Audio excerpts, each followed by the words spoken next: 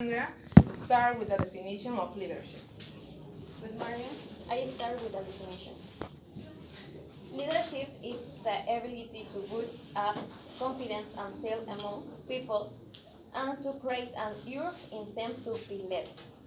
To be a successful leader, a manager must possess the qualities of foresight, drive, initiative, self-confidence, and personal integrity. The definitions given by some famous management experts are: number one, leadership is the ability of a manager to induce subordinates to work with confidence and zeal. Number two, leadership is the exercise of authority and making of decisions. And number three, leadership is the activity of influencing people to strive willingly for group objectives. In the various definitions of leadership, the emphasis is on the capacity of an individual to influence and direct group effort towards the achievement of organizational goals. For that, we can say that leadership is a practice of influence that stimulates subordinates or followers to do their best towards the achievement of desired goals. Characteristics of leadership. Leadership is a personal quality. It exists only with followers. Leaders are not followers. There is no leadership. Leadership is a process of influence. A leader must be able to influence the behavior, attitude, and belief of his subordinates. It exists only for the realization of common goals. It involves reading to accept complex responsibility in all situations.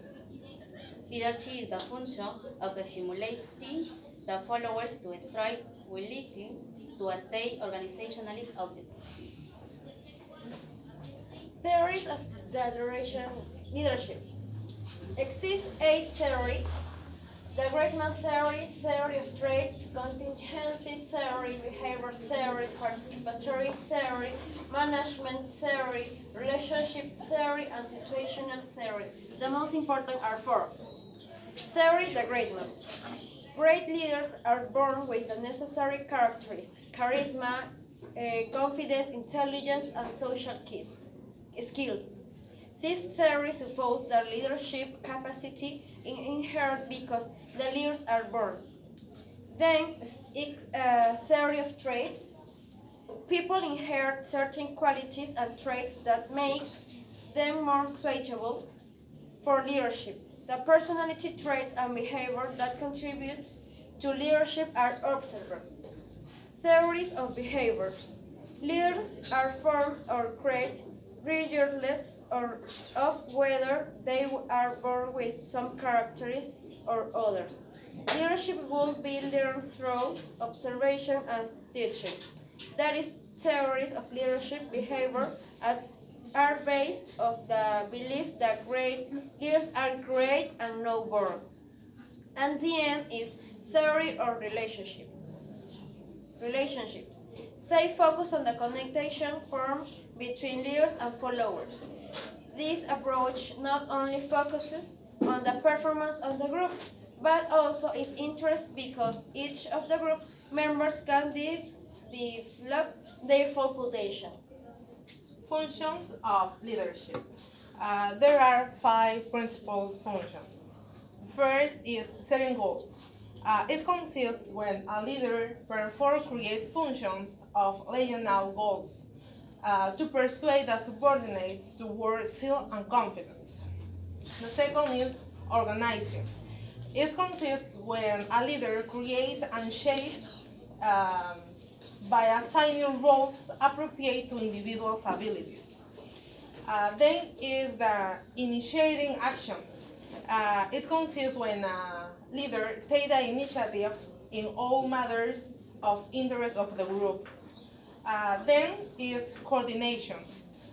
It consists when a leader has to reconcile the interests of the individual members of the group with that of the organization. Also, is when the leader has to ensure voluntary cooperation from the group in realizing the common objective. The last one is direction and motivation. It's when the leader guides and directs his group and motivate people to do their best in the achievement of desired goals.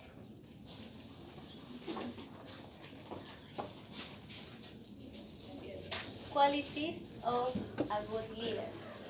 Good personality, emotional stability, initiative and creative thinking, sense of purpose and responsibility, ability to guide and teach, a good understanding and sound judgment, a sociable communicating skill, objective and flexible approach, honesty and integrity of character, self-confidence, diligence and industry, courage to accept responsibility. Importance of leadership. It improves motivation and morale. It acts as a motive power the group effort. It acts an aid to authority. It is needed at all levels of management. It rectifies the imperfectness of the formal organizational relationship. It provides the basis for cooperation.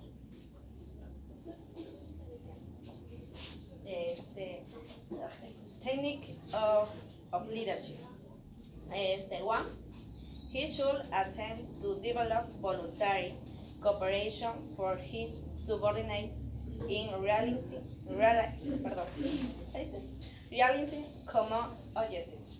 Two, he should exercise authority whenever necessary to implement the policy. It should give clear, complete, and intelligible instruction to his subordinates.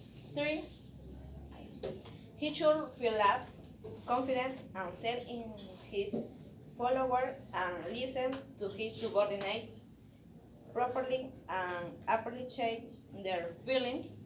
And four, he should communicate effectively and he should follow the principal motivation. Thank you.